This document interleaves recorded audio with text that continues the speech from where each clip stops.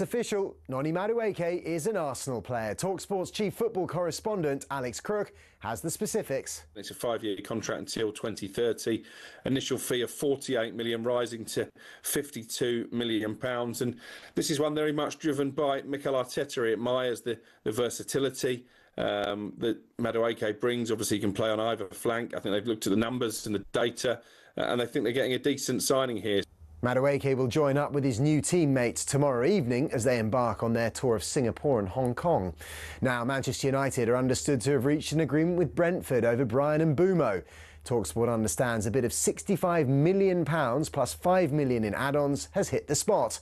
Brentford, meanwhile, are prepared to rebuff all offers for Yoane Wissa, with Mbeumo's move to Old Trafford now seemingly on. Forest, Newcastle and Tottenham are all said to be interested. Elsewhere, the Lionesses have been warned they used up most of their 9 lives during the win over Sweden. Their performance has been labelled by some as truly terrible, with others stating their disbelief they made it through. talkSPORT's Courtney Sweetman-Kirk has called for a big improvement.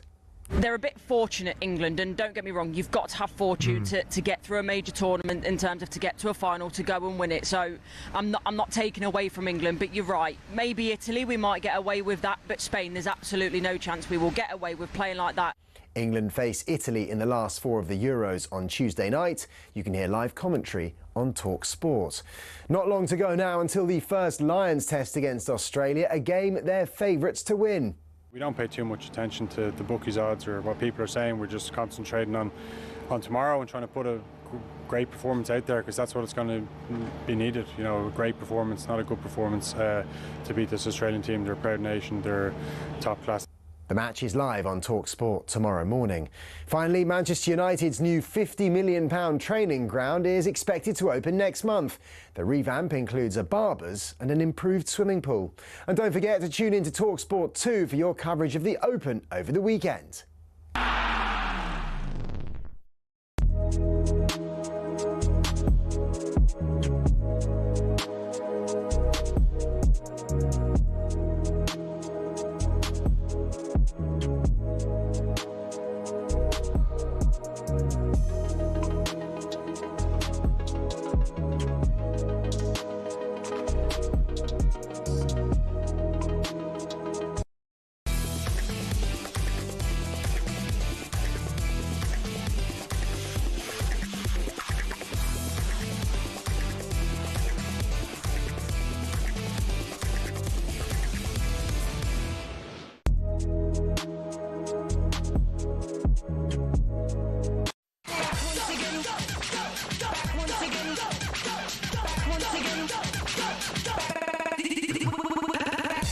Welcome to it. It is Friday night on talkSPORT. It is the Sports Bar Weekender. I'm Adam Catterall Carlton Cole is alongside me, and the telephone line is open for you. 03717 22 3344. This is your show as much as it is ours. Yes, we're going to talk about transfer window. We'll have a little bit of a flirt in with what's going on at Man United, Bryan Mbeumo. 65 million quid plus add-ons. I'm sure fans aren't really too bothered about the finances of it. It's about whether it adds to the quality of the squad, quality of the starting 11. Those are the questions that we'll raise. Where are you at, Man United fans, with the summer window so far? What do you need in order to kick on into the new season? 03717 22 3344. We'll talk about anything that you want to talk about, including things that I want to talk about, because we're going to get stuck into some boxing conversation too, ahead of the big one tomorrow night between Usyk and Dubois taking place at Wembley. If you want to get involved with the show, you're more than welcome to do so. 03717 22 33 44. We're streaming live on YouTube as well. Get stuck in.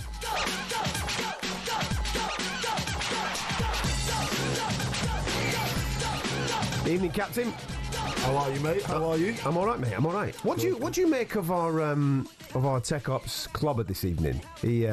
Marco's come in with some serious, very colourful. Yeah, serious go. Obviously, it's giving me pride. It's giving pride. Well, yeah, pride vibes. Yeah, it is actually. Yeah, yeah. He has. There's a certain type of character that can pull off loud clothes. Yeah, he's the type of character. You can do that. You can do it. For those, and not be judged as well. You can do it. Like a little bit like me, I could get away with it. But those shorts are out of hand. He's got these shorts on. Yeah, it's got some. I don't even know what. It's got an anchor on it. It's got flags on it. I don't know where he's going with it. But very multicoloured. It looks very much like the South African flag. Yeah. splattered all over the place. Yeah. And then he's wearing yellow trainers. And he looks like he's worn it a few times because it's a bit fadey. It's fading, isn't it? So the colours are not colourful no more. They're not picking out. It can go one of two ways. Though. Yeah. Pete, it can come His in. name's Marco, by the way. Yeah. Buttons. One or two ways. You can get abused. Yeah. For the strides that you're wearing. Yeah. Well, people can embrace the actual personality that is seeping out of the garments, and that's what I'm doing right now. I'm feeling He's it. definitely woke up this morning and says, I'm not going safe. Well, no, he's woke up this morning, looked out the window, and he says, it's summer, and I'm getting all my summer gear on right now. That's And what I I'm doing. heard it's going to be a thunderstorm, so I'm not going to be able to wear shorts for the next 5 days. That's what he's thought. So he's what I'm going to wear shorts today. He's gone away.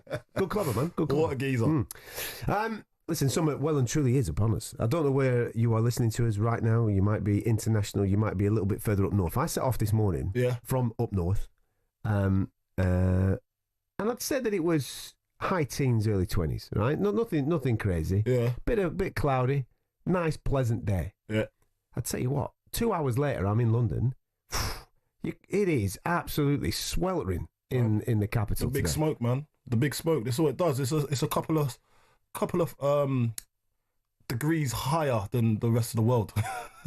It's just because it's just like close proximity. Yeah, but loads of things happening, loads of buildings. Yeah, but the heat in the sky, man, everything about it. The problem is there's no wind. You see, when there's a little bit of breeze, is that what it is? It's humidity. It's like it's just compact, isn't it? Like everything's just compressed into this one city. But one thing that I will say, is that when the sun is out, mate, it puts everybody in a better mood.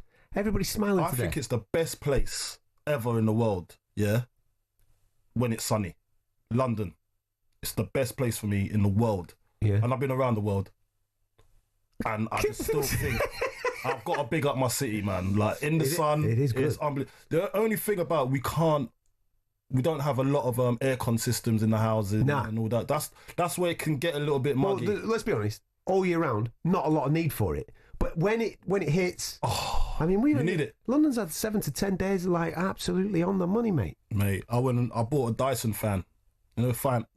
What, for night time, for sleeping? Yeah, man. Have you? It's on all night. You got a fan in your bedroom? Yeah, because in my house I don't have aircon. I don't have it. Right.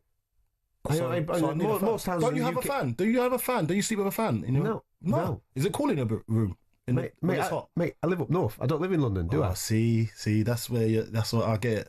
So you don't understand. I don't understand the temperature. When you come to London, you're in a hotel, so you have aircon. Yeah, so you don't get it. You don't get it. Right, okay. So you can't live the experience. Is the noise of the fan? Does the noise of the fan not put you off when you're getting a kip? Talking about like either you tolerate the noise or you tolerate the heat. I don't want to tolerate the heat, so I'd rather the noise. Yeah, but I'll get to sleep. Yeah, but it sounds like a tractor's going off in your bedroom, mate. You know I sound like a tractor when I'm sleeping, so I feel sorry for my missus. Like, I'm not worried about her when I'm sleeping, so she's used to the noise, so I got to get used to it, innit? Okay. Like, it's a fan that's going to put me to sleep, so I need the air. You can't just sleep in muggy conditions. It's too humid. Open the window, and I don't like insects coming into my house, so windows are closed. You're a proper overthinker, aren't you? Who, me? Yeah. Am I? The insects are going to come into my house and all this. Mate, imagine a spider just coming in. To be fair, there is nothing worse than being in a silent bedroom. Mosquitoes. No. Just any type of fly. You can just hear the fly. Mate, I've had a bad time with mosquitoes in my life. Have you? Yeah. Oh, I'll talk about mosquitoes, and we're in the same... Mosquitoes, yeah? I didn't know they can sense that people when they've got too much iron in their blood. Did you know that? No, I didn't know that. Okay, so, well, I don't know if this is true. but Facts with Coley. He's going to make a fact up. So I got told, drink a lot of Guinness, yeah? It's got a high in iron. Yes, that's true. High in iron. And you won't get bitten.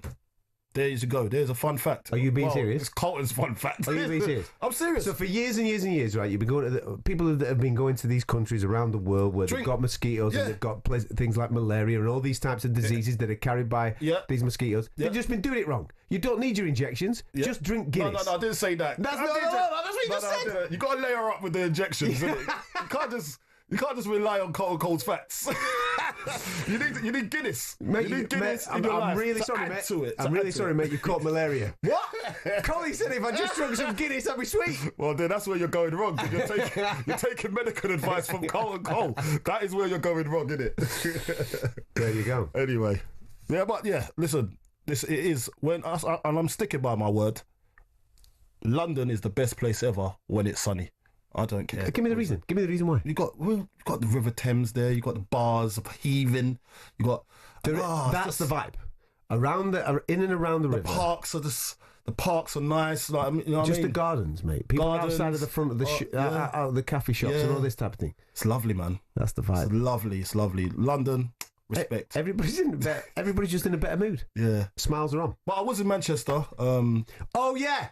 Thanks for reminding me. That was a nice place, Manchester. Right? No. If you were listening to last week's show, you'll know. Right? We started the program off. Yeah. And I was basically saying, listen, mate, you came to Oasis in Cardiff. Unbelievable. Had a whale of a time. Mm-hmm. Didn't tell anybody about it. Just kept it on the down low. Kept it to yourself. Yeah? Yeah. Now you rock up in my city. Yeah. You come up to Manchester. Yeah. Do the same thing again. No, I told you. Yeah, you did. I had a ticket sorted for you. You did. You abandoned me. Was it good? It was unbelievable. It's unbelievable. They're on fire at the moment, aren't they? Everybody that I speak to that has been and seen them, whether it be in Cardiff or in Manchester, mate, they're consistent, man. They're absolutely doing bits. Like, and you know what? The crowd appreciates it because they're giving their all. Like, and I love the fact that they're not doing it every day. They're doing it. Mix it up, keep the fire burning. Yeah, and even the playlist is different as well. Like, they change it up. You've got it. So they're some talent, they are, aren't they? Some talent, the Oasis lot. Are you going again? Liam's such a geezer. No, what a man. Cool man, yeah. You know what I mean? Like, all of them. Even the drummer, unbelievable. Like, everybody's just, and they're cool and they're very hospitable. Okay. Unbelievable. Right. So you've done Cardiff, you've done Manchester. Are you going to do any of the London shows? Well,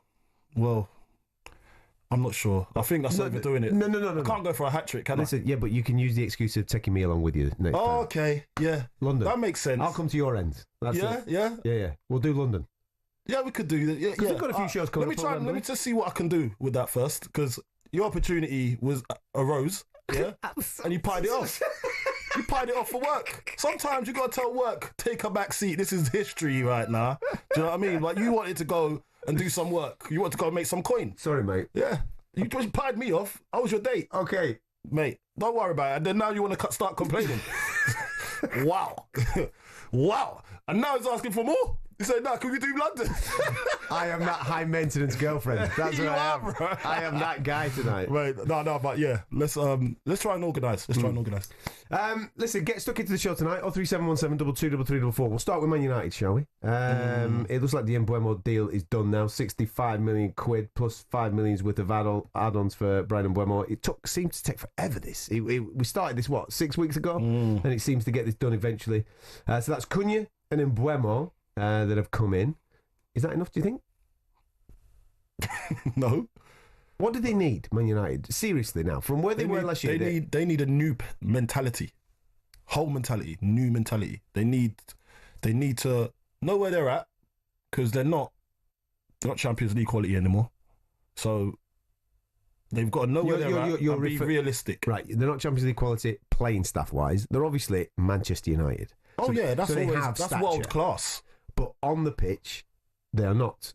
They're not the level at the moment. So they're trying to get up there, and these are the signings that are gonna get them back on the ladder to get into that. So Mbeumo, we've seen what he's done in the Premier League. He's been fantastic especially playing for Brentford. Mm-hmm. Do you know what I mean?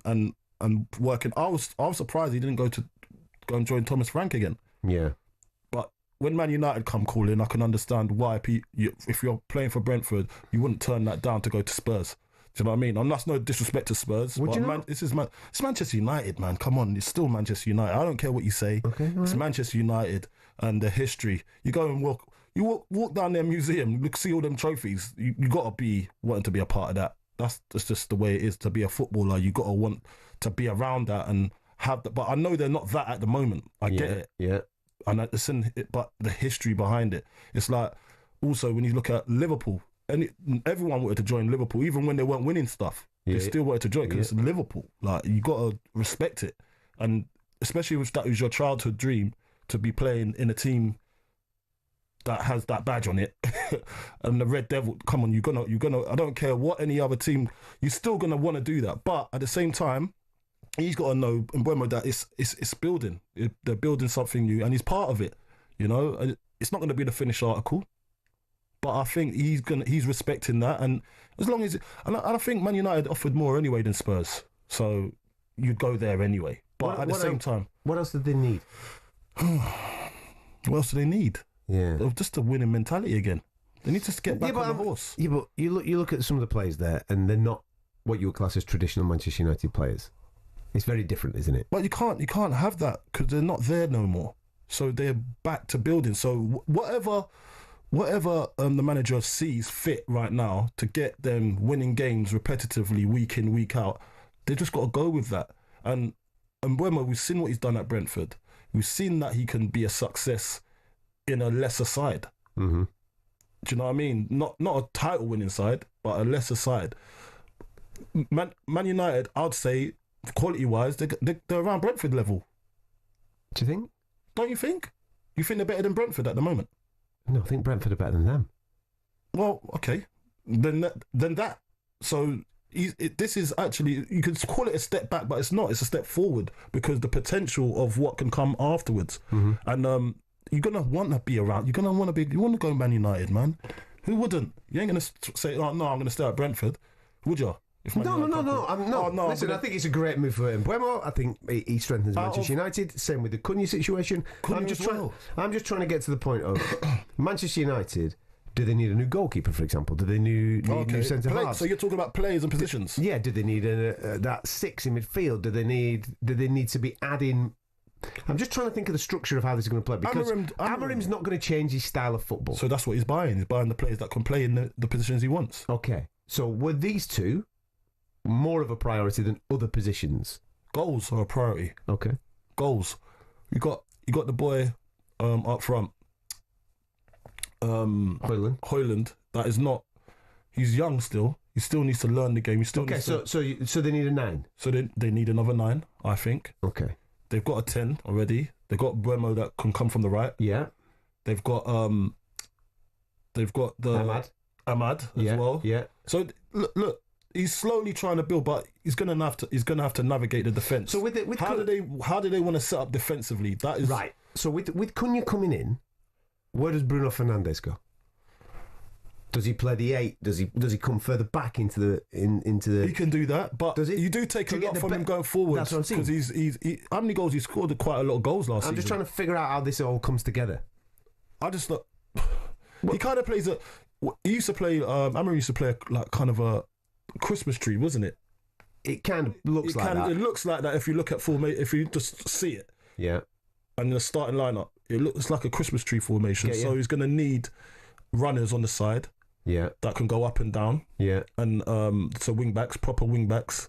So that's another one. I don't know if he can rely on Luke Shaw because of fitness. Mm. On the other side, they've already got Maro, the right back.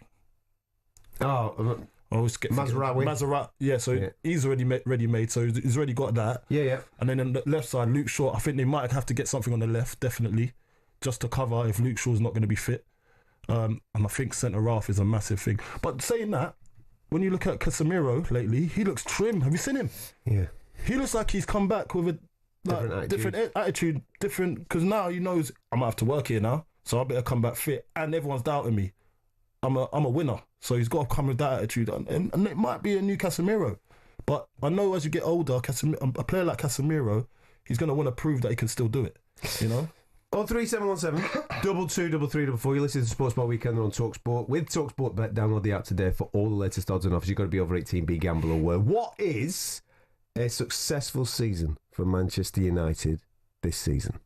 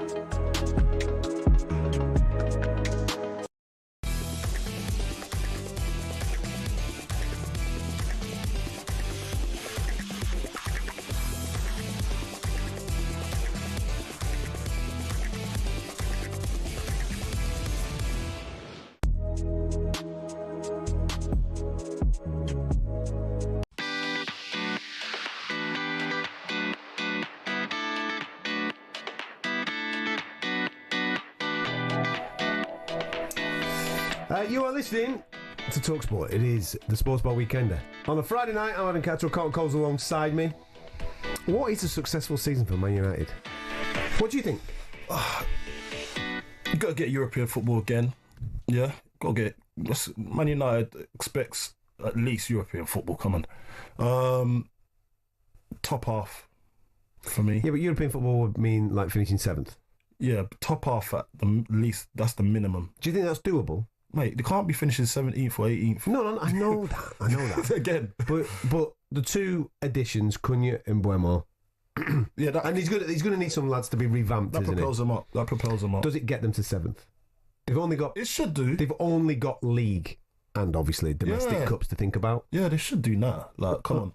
And if not, then Amorim has to take a look at himself. Like, come on, you got to get these boys playing. And they got to get at least 9th and upwards. Okay. Do you know what I mean? I'm not saying 10th will do. I'm just saying top 10, anywhere between somewhere in the European spots. It has to be, surely. Michael, how are you, mate?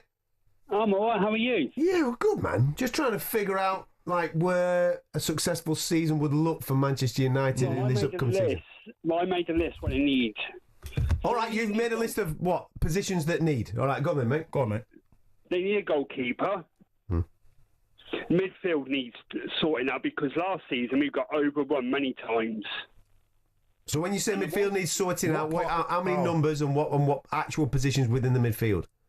Well, Casemiro last season, now, okay, might have been trimmed down now, but last season he struggled. He got overrun. When him and Eriksson were playing that middle of the park, they were getting overrun. Yeah, because of the legs. Yeah. So you need someone you need a box-to-box. So you telling me you need a box-to-box player? Box-to-box player. I've got the one you let go. The one you let go. Scott McTominay. I know, it's stupid, isn't it? Go on. But I tell you what they do need on that pitch. They need it. I've been crying out for about 2 years now. They need leaders on that pitch. Well, I think you'll get that. I think you'll get a little bit of leadership from some of the new boys. Cunha. Yeah. Cunha's a little bit. He's a little bit leery, isn't he? Like, and he will tell people about themselves. I'm not saying he might do it in a skilled way, but he will demand being an expert at your role. He definitely will, because he's that type of character. He's always not moaning, but he's always trying to pull the team. So that's a good one. Michael, give me a number. How many players do you think? I'd say about 4. 4 more? If we can get 4. I mean, the centre-half, the ones who've been linked with, I just can't believe it. I mean, 2 years ago, we should have got Harry Kane. We had the opportunity again. We should have got him. Yeah. What? So, centre-half. Let's talk about centre-half. Who should you go for? Centre-half. Anyone. I think oh, God. I'm struggling here because I'm thinking, who can play the system? In this system, who can get you the goals? I mean, Hoyland ain't going to do, is he? So not centre forward, centre half. Centre back. Centre back. Centre back. God. Oh, God. Oh, what's that? Oh, what's his name? I play him on FIFA as well. I use him on FIFA as a tall guy. I can't remember his bloody name. Who's he play for? I think it's Inter Milan or on the Italian side. He's really good. I don't know. He's thinking Bastoni, I think. Bastoni. Bastoni. Something like that. But Luke Shaw needs to go. I don't know. But Luke Shaw needs to go. I mean, because he's unfit. They should have sacked him off. Sancho needs to go. Rashford needs to go. Yeah, but they're already needs to go. They're not even training with the first. Sancho's not training with the first team. Rashford's not. That's the problem you got now, isn't it? You know, we need recruitment, but they're still there. We're still paying them. Yeah, that's the problem as well. I mean, you got all this financial fair play rules. I mean, you get these players out somehow, but the problem is who's going to pay? Ten Hag. Obviously, you can blame Ten Hag and the board at the time. They gave these guys too much rope and too many big contracts. Look at Rashford; he's on what, over 300 grand a week. Yeah. Sancho, 300 grand a week. There's 6 grand there. Anthony. Listen, Mike. Anthony's another one. Listen, top man for the call, mate. Listen, I think most Man United fans will conclude there's been some massive errors in the boardroom. There's been some massive pieces of mismanagement. Hopefully, things are going to start moving and going in a much better direction. I think there'll be a lot of loans out. Yeah, I think there will. So, but it comes down to Johnny Evans has just gone in there as loans manager, so he'll be in charge of that. Yeah, trying to get them the right place and right deal. It's different level when you're being a loans It is. manager. It's going to really test Amarin's mettle, this, like managing those players and getting just the mix right. Darren, how are you, mate? I'm good, thanks, and you? Very well. What do you want to say, buddy? It's regarding when you were talking about why the Brentford player wouldn't go to Spurs, and I totally agree with you, but it comes down to wages as well. Yeah. Because Definitely. Spurs, the problem with Spurs, we pay the transfer fee, but we won't pay the wages. Yeah. And that's why Spurs will never progress. Well, you've had a good summer so far. Are you a Spurs fan, Darren? Yeah, he is. Yes, I'm a Spurs fan. I'm a season ticket holder. You've had a good summer so far, mate, on the transfer window. You brought in some good boys. Yeah. You see, the biggest problem I see at Spurs at the moment is we don't have a captain. Right. And I think Spurs need to get a captain, because if you looked at most of the games that we played last season, there was no leadership on that pitch. What are you identifying as a captain? Yeah, what type of captain? Is Sonny not your captain? Yeah, someone who will grab the players when they're not performing in a game and say, "This is what we do." I think that's old school. How we play. That's old school. I know what you're saying, but I think that's a little bit old school. I think captains nowadays don't have to do that. They just got to lead by example. You know, it's up to the manager to do that. And there's a lot of that going around now. Like, there's not a lot of characters in the game to be able to drag their team through. There's not a lot of Frank Lampards or John Terry's or Steven Gerrards. You know. That's why when you spend very little money on wages, you will not beat the top sides in the Premier League, and that's why Spurs will not have any chance of challenging for a title in my lifetime. So you're upset about Mbeumo going to Manchester United. Do you want him? Did you want that player?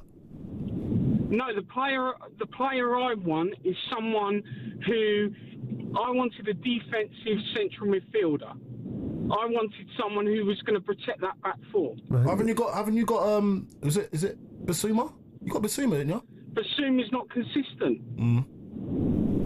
So you want someone else to bolster it up? Well, Basuma at his best, I would say, could do it, but he doesn't do it enough.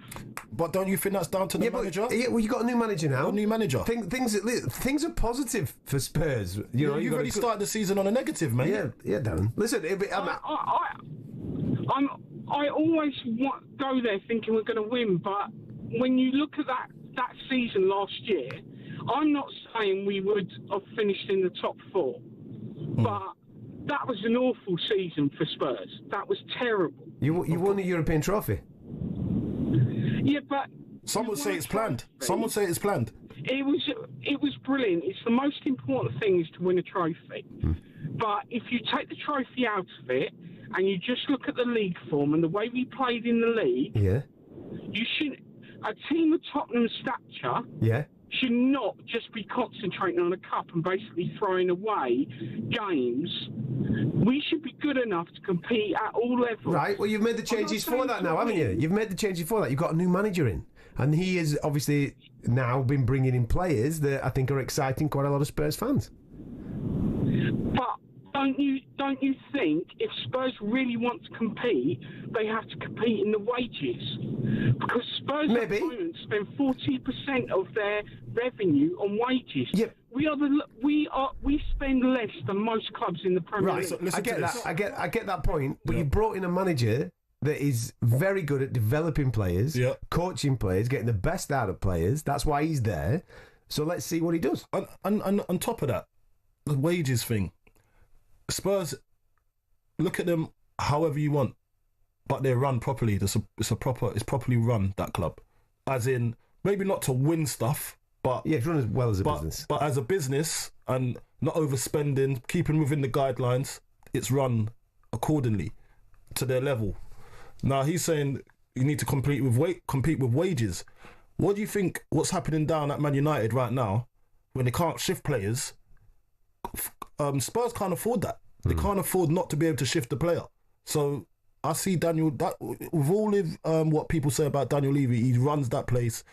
He runs a tight ship, and fair play to him. Now they got Kudus as well. They got Kudus. Yeah. He's very exciting. You know? I think Spurs might be a little bit of a... Not dark horse for anything major, but I think they'll.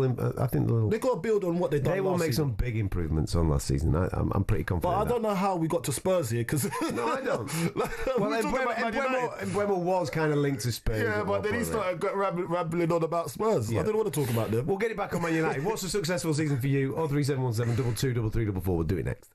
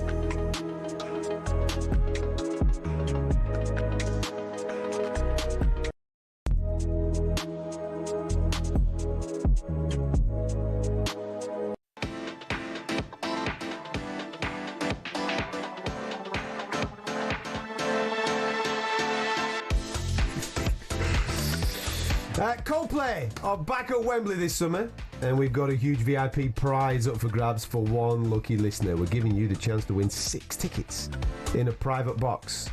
Are you on this one, Coley? Hey, hospitality. That's it. Hospitality Cole will be there. For you, it's all for you and your mates. It's August 22nd that this is taking place. Full hospitality. We're chucking in 10 grand spending money, completely tax free. 10 grand. Wow. How expensive are the beers? I know. Jeez, man.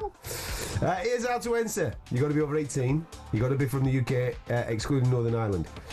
For a chance to win, text the word WIN, W-I-N, to 83338 by the 4th of August at 11 p.m. and you will be in the draw. The text will cost you £2 plus 1 standard network rate message. You must have the bill payer's permission or post your name and number to Coldplay Competition, PO Box 3190, Colchester, CO2 8GP. And that's going to arrive by 5 p.m. on the 7th of August. This is a talkSPORT limited promotion run on talkSPORT, Talk and Virgin Radio UK stations. Full T's and C's at talksport.com. You ever been to see Coldplay live? That's what I want. My brother has, and I couldn't go. I was on holiday. They're pretty decent, man. Oh, okay. Did you see what happened? Have you seen the memes? I have. should we discuss it or should we just let it be? But I think everyone's seen the memes. It's hilarious. I know it's someone's family, yeah, but of course, cool, blimey. It's not what you want, that is it, mate? And he's killed him. He's thrown him right under the bus. He has absolutely ruined him. Anyway, he couldn't get off that kiss cam as quickly as he was off. Gone. See in a bit. Mate, I think he wanted to be. Remember Homer when he goes into the bushes? He just wanted to. It wasn't me. He turned into Shaggy all of a sudden. That's it. It's gone. It wasn't me. Bless him. Right, come on, United fans, where are you? 03717 223344. Wayne, welcome to the show, mate. Hey guys, how you doing? You all right? We're all right, pal. Come on. How are you, mate? What do you want to say, matey? Oh God, where do we start? Right, over the moon with this. Do you know what I mean? I've just renewed, paid another 600 quid. I've been going since I was a kid, like. But I'm over the moon with the players they've signed. But the problem we've got, it's all right buying these guys, getting them scoring goals. We can't stop conceding goals. We've got a clown in net. We've got a crack back three. Who doesn't know who his best back three are. And Arna, at the end of the day, has got to go through that door, all ends up. He's the biggest problem we've got conceding. He's got a mistake in every ball he goes for. He can't read the game. Ten Hag bought him because he can kick the ball out with his feet. Brilliant. Should have kept it here. Anyway, that's another story. He's back. Maguire. Is he up to it? We've got De Ligt there, who's always injured. Shaw's going, obviously, because he can't keep his fitness. We've got that young Leon who looks a proper prospect, he does. And then we've been looking a bit leggy in midfield. I know you're saying Casemiro's come back looking good, but he's not for United, Casemiro. He's too slow. So to me, if we're going to go scoring goals with Aguero and Cunha and what's it, Diallo on the right, we've got a good attacking team there, but we cannot stop conceding goals. Surely to God, he's got to get a keeper next. He keeps looking out for these strikers. They've got to stop the rot at the back, don't you think, Cole? I completely agree with what you're saying, man. No, I get what he's saying. And it's well said as well. But you could say we've got to go and get who are you going to get of the quality. That is the problem. Yeah, but remember, you're not in European football. But what Wayne's highlighting there, this is why I brought it up. Stop the rot. Stop the goals. You are right in what you're saying, right? Goals are a priority. They do need to score goals because the man who was wearing the number 9 last year wasn't doing the business for him at the top end of the pitch. So it is a priority, I get it. But if you don't concede, you don't get beat, do you? So surely you start there. That would be my take on it. I might be completely wrong. But getting a good goalkeeper, getting a good centre-halves... His style of play he still has to fit the player that he's going to recruit. So there might be a load of defenders out there, but might not be able to cope with the way way he wants to play and his demands. You think he's operating purely on availability? What's available now? Right, my strikers are available. Let's get them. Yeah, my 10's available. Definitely. Let's get him. Yeah, right, okay. Definitely. So I'm not saying he's working backwards, but he's right now. He's got to look at what's out there at the right price. Listen, we're talking about the wages and that's the wages has got to be, because remember now everybody knows that Manchester United is in a position where they'll always have money because of they're a commercial identity. Colossus, yeah. So when you look at that, everyone knows they got money, so they ain't struggling for a penny, right? So now, would you overcharge them on certain players? I think a lot of people do. Yeah, and it's got to be worth it. And even the players might even overcharge them with the wages because I know you need me. Do you know what I mean? So there's going to be a lot of that back and forth with the deals, definitely. Yeah. So you got to get... I don't know who they're going for defensively. Everyone knows that they need a defender. Everyone knows that. So whoever they approach or they inquire about, price is going to double. Yeah, so you don't want to be paying over the odds because they've already been put in a position when they've got players that are just got too much. Sorry, they've got too much wages they demands, and no one else. They can't even go out and play, or someone's going to buy them because they've got their wage demands are too high because that's what they're on. And Man United had to pay it to get them in, you know. So now they're going to have to tighten their purse with the wages, definitely, because you've got to have players that can move on and are movable, and you just got to get it right. They have to get it right, and they just know. As I said, the defence is a big problem, and everyone knows that. So they're going to just put the zeros on. We got another win. We got Market win. How are you, mate? Hello, boys. You okay? Yeah, I'm good, man. How you doing, pal? It's Multi for a bit. Okay? What's going on, pal? My market's taken me back to my hometown, so I'm in a really good mood. Okay. Oh. Which is your hometown again? Coventry. You're in Cov. Oh, you're in Cov, doing yeah. bits. Go on. Yeah, Cov boy. So we moved out of Cov, 30 years ago. So you're back there doing what? Sorry? Back here. I travel the country with a food market, so I look after it overnight. Oh, that's wicked, man. So, yeah, what do you nice to be back. So the food market, how does that work? So it's a whole big market, and it's just different foods you sell. We go a different place every week. It's an international food market. So you've got Spain, Indian, Moroccan, Gambian. So they trade during the day, and then when they shut down, we look after it overnight. Oh, brilliant. There you go. That's an interesting... back in your hometown tonight. That's an interesting job, yeah. That's what we like to see. Right, go on, mate. What do you want to talk about? To be honest, mate, I wanted to talk about the Madueke. I'm sick of hearing Arsenal fans going on about it. He's a 23-year-old England international we've picked up for 50 million. If it wasn't him coming from Chelsea, we wouldn't have a problem. Do you know what I mean? But give the lad a chance. You need depth in those areas. Definitely. And he can play both sides. Yeah. Well, I've been saying, listen, I don't know if he is, I get it, that he might not be the one, because you're looking for that player that can get on the same level as a Saka, and that's going to be difficult because Saka is ridiculously elite. I get that completely. At the same time, he's got to be happy to be number 2 to Saka. Yeah, or fight for his place. The way he is. Or fight for his place on the other side. Well. Yeah. I think he's coming to go on the other side, Geese. I'm not going to lie to you, because I've seen him play, and I've seen him play on the other side for Chelsea quite a lot as well. I think that's Eze's position. We got an insider here. Have you done that deal? When did that happen? I missed it. It hasn't happened yet, but we all know there's talk of it. But if he can get Eze as well as the big man up front, what a window. Ooh. What a window. Yeah, that would be an outstanding. If you get Eze, then that's a brilliant... Yeah. He still won't win anything. Yeah, but Eze's on the level intelligence-wise. Yeah, he's a proper player, man. And then Madueke at the end, it would have been a great signing. Yeah, to bolster it. But listen, what you can only go with what's available at the moment and the deals that's on the table at the moment. You know what I mean? Like, I don't know what the Madueke, the Eze deal, if that's going to happen or not. I think it's just rumours right now, right? No, worldwide exclusive. Market Waves just dropped it. He's just dropped it, man. He just told us. Told there has been talks, but I don't know how far. Yeah. But yeah, you can't drop an exclusive like that and then Are you in there in the Eze camp? Come on, man. You in there with his agent? What's going on? I want to know. Marco. Everyone else, mate. I'm like hit the breaking news. We got some breaking news. Breaking news, please. Breaking news. talkSPORT. Thank you. Let's get over to our correspondent on the market. It's Market Wayne. What's the latest with the Eze deal? Preliminary talks are going well. You got it. Bang on. What a geezer. Love it, mate. Love it, pal. Have a good one, mate. Cheers, mate. You have a good one, lads. Top man. But I see what you're saying with the Madueke. Like, Arsenal fans are not. I think it's a section, a very loud section on Twitter. Yeah, which doesn't. It's just an echo chamber, man. Yeah, like, it doesn't show the real essence of the fans. You know what I mean? Like, there's going to be people who complain. The ones that don't complain don't go on Twitter or anything like that. They don't go on there. So it's the ones that want to complain, want to say something. What's the complaint about? It's like what you just said. He's a young lad. He's 23 years old. He's playing international football. He can do a bit. Who knows? Under this coach, that consistency level might go up.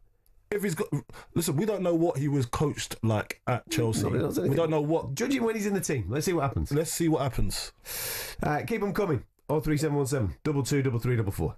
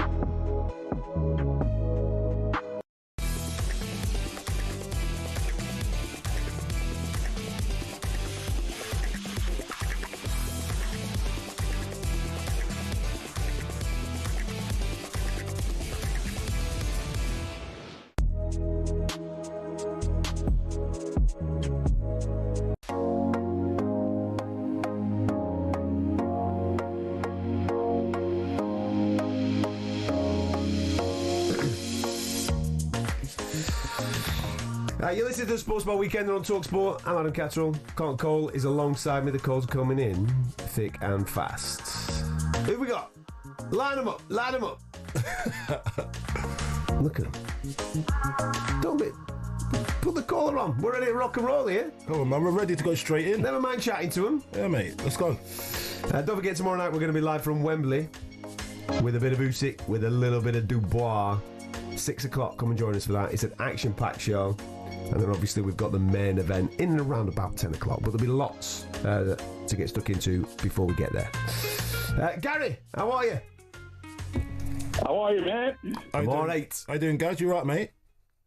Yeah, I'm not so bad. Right. Seeing it's the close season, I'd like to talk about boxing. Oh, good. We could change up the format. Go on, Gaz. Yeah. Well, you know, in the last 100 years, would you think mankind's got bigger? As in the last 100 years? What the anatomy? You mean like our build? Yeah, of course, yeah. Yeah. Well, you know, the original 8 boxing weights was they were introduced in 1925. Right. And so I think that these weights need looking at, you know, because mankind's got bigger. Yeah, but they have introduced weights in between, haven't they? Mm. Yeah, but that's, you know, but let's go back to the original 8. But, you know, boxers can't make the weight anymore. There was never this problem before in the 70s and 80s.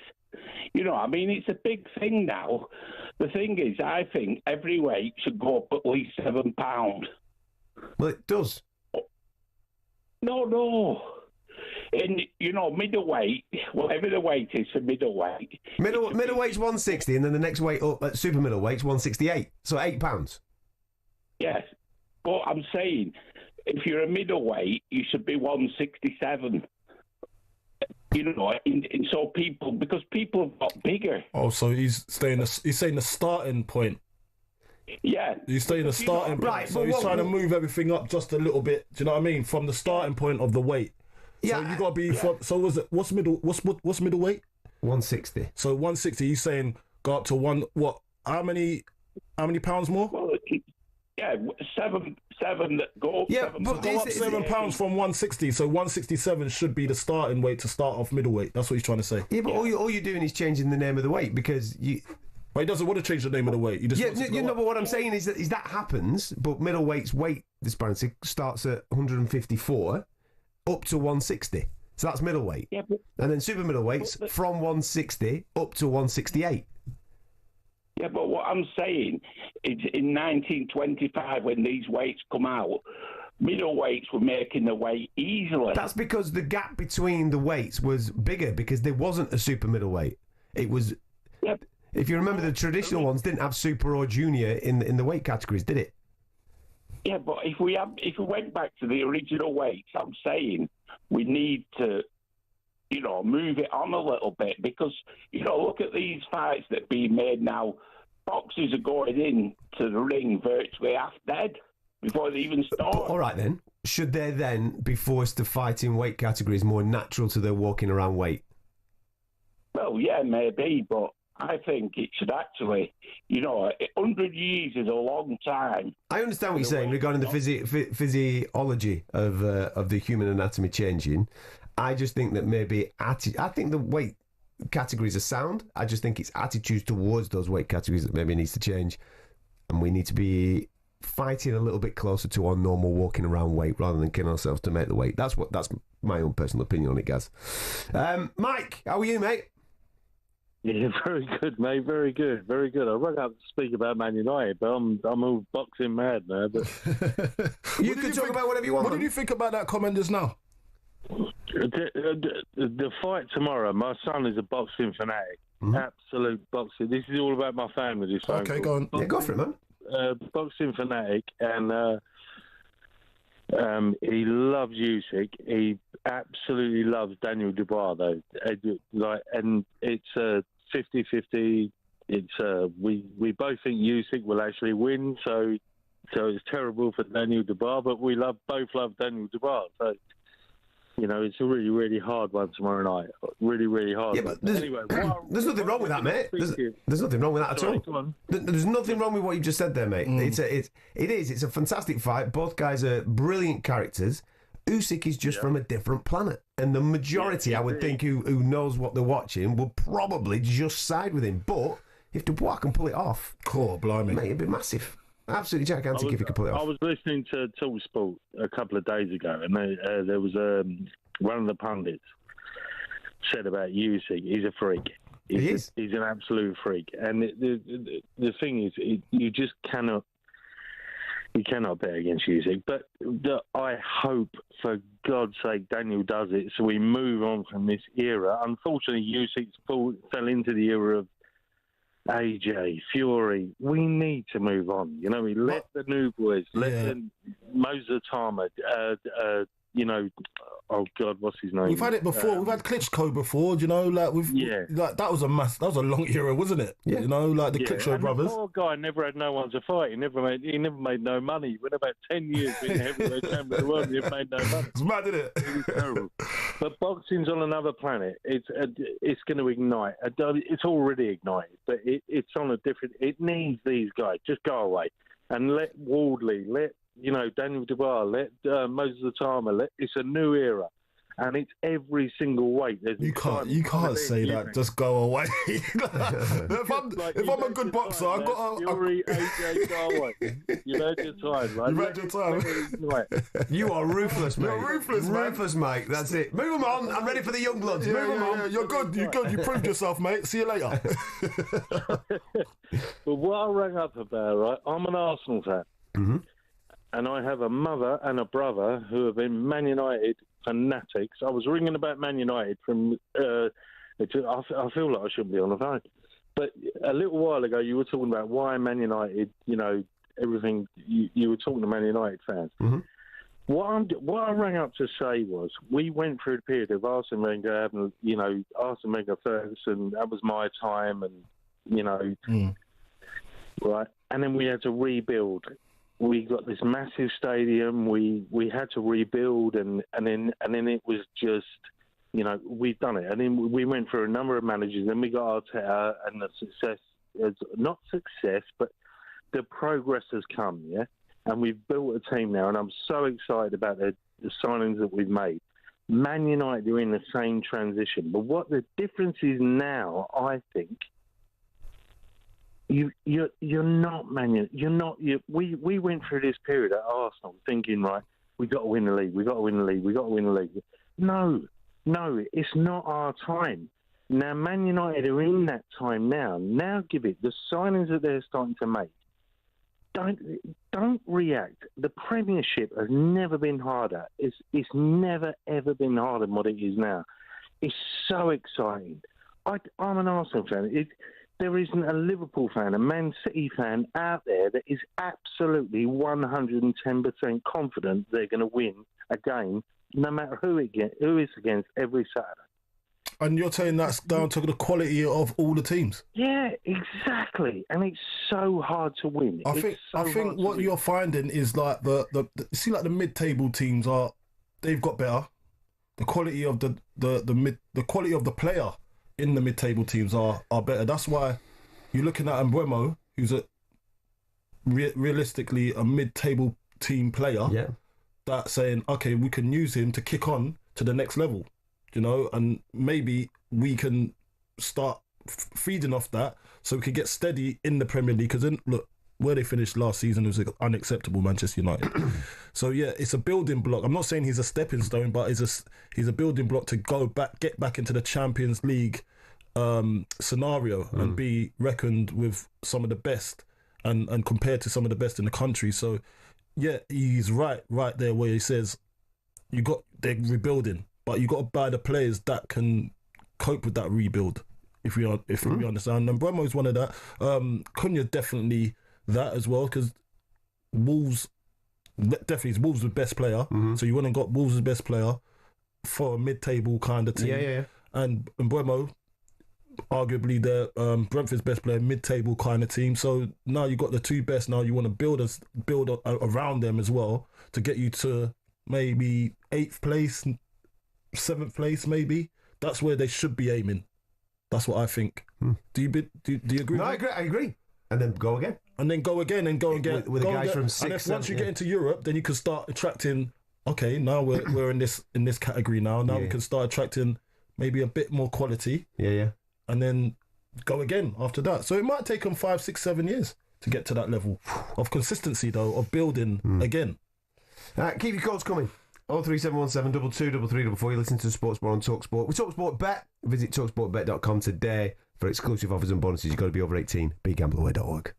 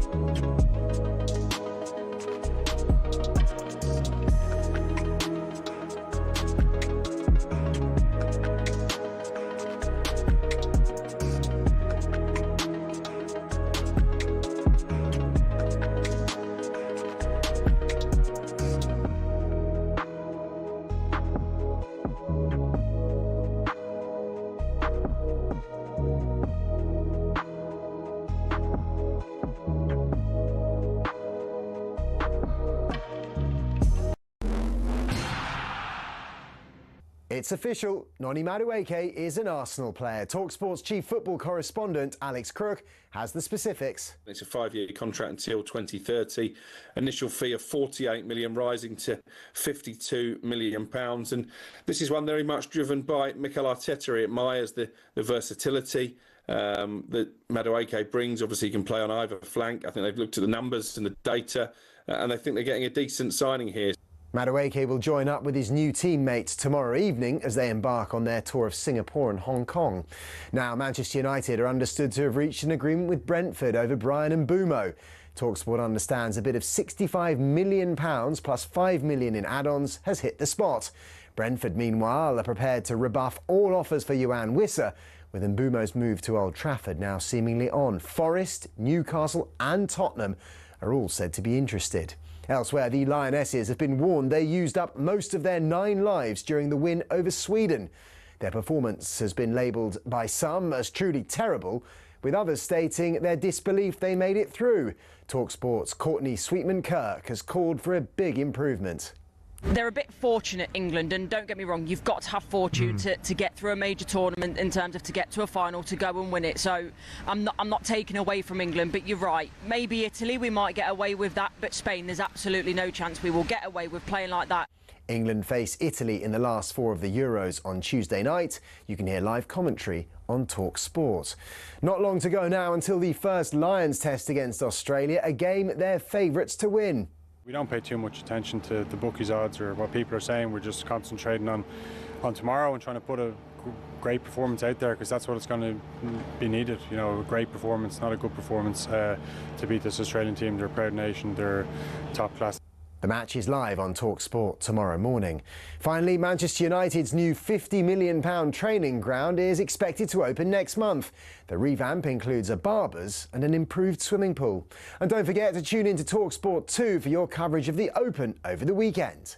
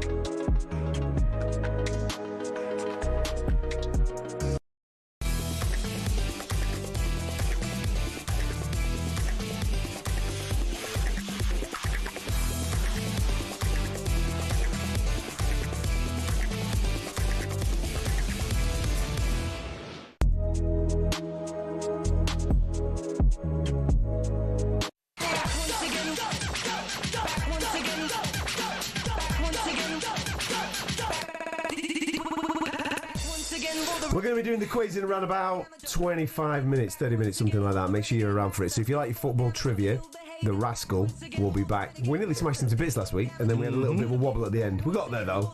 We got there. Just gave him a little bit of hope. Yeah, we did. Give him a little bit of hope. Missed a couple of penalties at the end. Something like that. That's coming up in around about 25 minutes. We're going to talk boxing as well. And Ryan will be here as well. I've no doubt he's got something to say on Manchester United. 03717 22 33 44. It's the Sports Bar Weekender. Now then, this weekend sees the rematch of the gigantic heavyweight clash at Wembley. It's live on talkSPORT. Fury's wobbling. Usyk's caught him. Dubois landed a peach of a right hand. It's boxing. I prepare for this fight. First time ever 4 belts have been on the line in this country. Just be a savage. Bring chaos. Usyk charging in for a finish. Fury doesn't know where he is. Dynamite Daniel Dubois has detonated. That shot was not low. That was borderline. You conned the referee. You conned us. You conned the boxing world. I'm not cheater. I think it's just games. 6, 7. He looked at the corner. I'm going to get under this game with these bombs I'm going to be throwing. 8, 9. I like play, but it's my rules. Stay down there, Daniel Dubois. He gets up on 9.5. Usyk sinks down to the canvas. Let it flow until I have to get in the ring and put chaos on the sky. Woo-hoo! Live on talkSPORT from 6 o'clock. Come and join us. We're at Wembley Stadium for the rematch between Usyk and Dubois. 2 years in the making. A lot's happened since. Obviously, Mr. Usyk has gone off and become the undisputed champion of the world on a couple of occasions, beating Tyson Fury. Gets another opportunity to do it in the heavyweight division at the weekend as he unifies all the belts one more time, and a massive opportunity for Daniel Dubois, who's been away, rebuilt, won 3 fights on the spin. Last time out at Wembley was fantastic against Anthony Joshua, and now gets his chance at glory and etching his name in the history books. If he can topple the king that is Usyk, he will become the undisputed heavyweight champion of the world. And as Mr. Warren just highlighted there, this is the first time that all those 4 belts have been on the line on British soil in the heavyweight division. Those boxing aficionados amongst us will remember Josh Taylor obviously being the undisputed champion at super lightweight. He defended against Jack Catterall, if you remember, in Scotland. That was the first time it had ever been done on British soil in general. But the heavyweight division has never seen it until tomorrow night. Can't wait for it. Got to speak to Pat the Geezer, haven't we? Oh, Pat, when I remember the last time. No, we've spoken to him since. Oh yeah, we've spoken to him since his escapades out and about in the town. Yeah. Pat, how are you? You two boys, how you doing? Pat, all right, mate. Great to hear from you, man. Even better now. Colton. Yeah, mate. I've got a fan in my bedroom. Go on. But it ain't my old woman. Is it noisy? Hey? Is it noisy? No. No, not at all. It just goes round, brr, brr, brr, and I doze off. My fan packed in. I had to get a new one. Back in 20 years ago. What type of fan are you talking about, what mate? are you two going on about now, man? Subliminals. Go on. What you two have been talking about, going out on dates and everything, I thought you'd know what I was Oh, on. yeah, here he goes. Here we go. Right, listen, boys. Go on, mate. I'm away tomorrow. I'm up in Costerdale, Blackpool. Oh, yeah. Lovely. Oh, yeah, that's pleasure and business. Yeah. Pleasure and business. Yeah. Yes, mate, Right on the, yes. right on the, where? Right on the pier? Right on the pier? I've never been there before, Adam, but Colton. But I will take the scenes in. I will take the sights in. Good, good man. I'll have a look and make some money. Friday, I won't be able to ring you, but the Friday after that, when I'm home, yeah, it's going to be my birthday, so I'll have to explain to my wife tonight. I shan't be seeing her for about 3 or 4 weeks, but that's when you got business, you got to take care of business. Yeah, of course. Then Go and make that coin. Got to make that coin. Oh, you know that. You know that, mate. And you're the best at it. As my old man used to say to me many, many years ago, long before he died, let me tell you one thing. I went, what's that, Dad? He went, on a Friday night, nobody's going to knock on that door and ask you out for a beer if you ain't going to work. I went, took it right in. And I've been working ever since. Wow. Adam, yes. Can't wait for tomorrow. Oh, man, I can't wait. I love the way young Daniel's been getting saucy. I'm loving it. And I'll tell you what, he's full of confidence. Yeah. He's he will win that tomorrow. Don't worry about that. Now, Adam, cast your mind back. Yeah. Do you remember when I said that Tyson Fury would not turn up on the first fight with Usyk, and all of a sudden the cut eye appeared? Right, yeah. Right? You're right, go on. Yeah. When I phoned you and I said to you, Joseph Parker will beat Wilder. Did I get that right? All right, go on. What have you got wrong? Because you get a lot right. What have you ever got wrong? Never. The only thing I ever got wrong when I got married, that was the only thing. Hang on. Right, listen. Another one that you got right was Dubois against Edge, yeah? You got that one right? Yeah, I'll get that right. Did you get the second Usyk-Fury fight? Did you get that? Did you pick Usyk on that one? No. I picked You picked Fury. Yeah. All right, so maybe that's the only one. Yeah, but Fury's always claimed that he won it. He was robbed. I don't think he was. I think it was a fair result. Yeah, I remember. I actually remember you coming on and admitting that. So that's the type of man you are. When you're wrong, you're wrong, and you admit it. So what are we saying for tomorrow? I'm saying. What am I saying tomorrow? Yeah. Yeah, I'm saying Dubois. Is he going to knock him out? Is he going to stop him? He's going to have to. Adam, it's going to be 3 plans here. There's got to be. It's going to be an A, B, and C. Yeah. The A is going to be on the front foot from the word go. This is Dubois, by the way, I'm talking about. Yeah. It's going to be on the front foot. If that ain't going too well, he's going to have to step back, and he's going to be on the back foot for a little while. But plan C is I don't see this going the full distance. I really don't. But there's going to be a knockout. But in the plan B, if Dubois can sit him down, which I think he can, don't forget, Usyk went 24 rounds with AJ, and he never actually sat him down. Yeah. But Dubois sat AJ. Oh, mate, listen, Dubois got the power. There's no doubt. He's got the power. But there's going to have to be 3 plans. Obviously, he's going to come out like a ball out of a china shop. We know that. If he catches Usyk, Usyk's going to be the hardest he's ever going to be hit. I'll tell you, because that boy's powerful. I'll tell you that, and I think that's where he catches him. And if that ain't working, then he's going to have to take a step back. He's going to have to. But I can't. The third one is going to be try and go the distance. Well, I can't see that happening. I really can't. I think he'll catch. Don't forget, Adam. He's only 27. Yeah. There's a big gap there. Yeah. Big gap. So you think he can go the distance if required, or don't you think Usyk will grow into it? Colton, if he's got to go with the plan B, I don't see it going the distance. Because Dubois has fought his last 3. Well, if you take Miller out of the equation, Miller was actually beating him. I think he was anyway. Then he turned it round in the second half of the fight. But Ervovich, he bashed him up. He bashed Ervich up. Mm-hmm. The first 2 rounds, Ervich was catching him, Dubois was open and rushing in, and then he got to work. He caught Ervich, and then that was it. Mm-hmm. We all know what he done to AJ. We know what he done. Mm-hmm. And I can see this happening tomorrow. I really can. And especially where all the titles should be in England.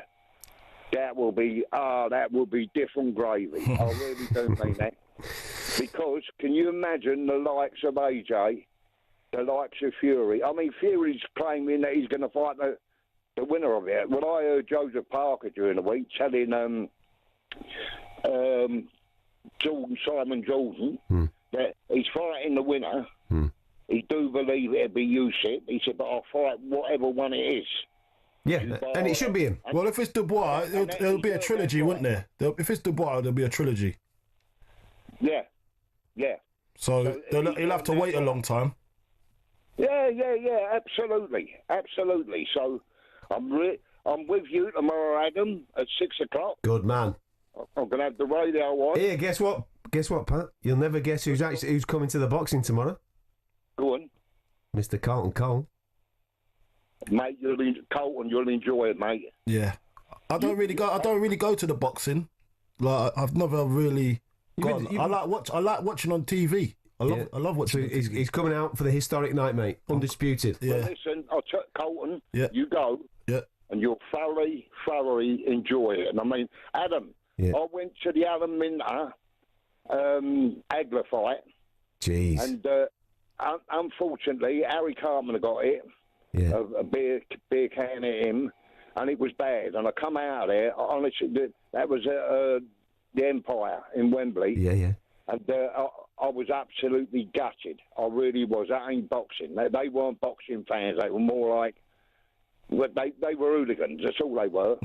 But I went to that fight, and one of the best fights that me and my dad went to was at the York Hall, where I'm trying to think of the young geezer's name. He's only a tiny little geezer, but we enjoyed that. But I'll tell you what, Colton, go along, and you'll thoroughly enjoy it. I can imagine.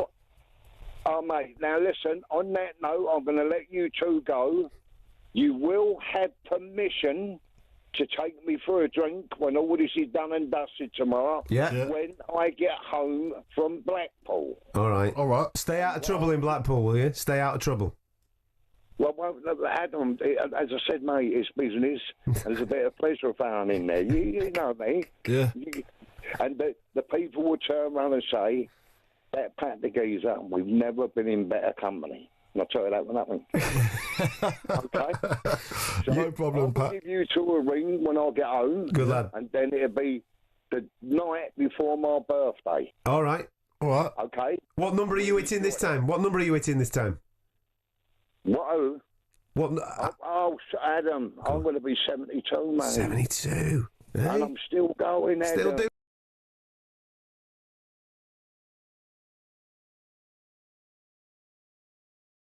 Mate, still got it. I'd never be without it. And when I ain't I've never been without it. I went out of Dodge. Mate, you're unreal. Love you, man. I'll see you later. Take care. See you, man. Sit down. But he's a different level. He is a different level, mate. He's teaching us what we're supposed to be like when we reach that age. That's it. Yeah. We're going to continue a little bit of Usyk Dubois chat because the man Ryan's going to be with us in a minute, and I've no doubt he's got a little bit of value in the betting for us with talkSPORT Bet.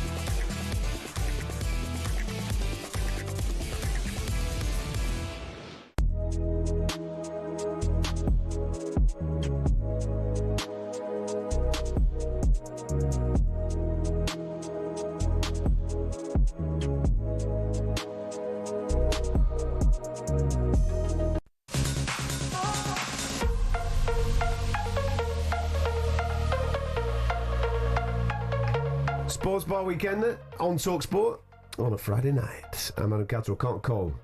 He's alongside me. And look at this guy, yeah? I think he's just put a little bit of oil in his beard. He's ready to go, man. Yeah. I tell you what. Beard's all gelled up. The Amarim haircut is ready to rock and roll as well. The boy's got his fresh togs on. I reckon he might even be...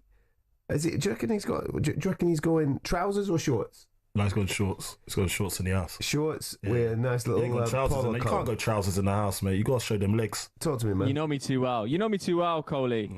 It's shorts, but you know what? I've kept the jewelry on. You know what I mean? No, you know what jewelry does? It gives you that extra razzmatazz. You know what I mean? It gives you that energy to say, do you know what? Yeah. I feel good. I know what I'm doing. Yeah. No, I look good. Yeah. That's why I feel good. Now I could go and do my job. That's it. Do you know what I mean? Yeah. Giving the illusion that, I'm not going to go straight to bed after this and just listen to you guys. And that, you know what I mean? I've just illusion. Mate, what are you talking about? Mate, listen, last week you were talking about some health kick. I know that you're going to crack open a couple of cans when you finish this. Yeah. He's got feet will be up. He's got a baby to worry about, mate. True. I've got so much going on. Do you know what, though? We talk about the clobber. Actually, you know what, Catman?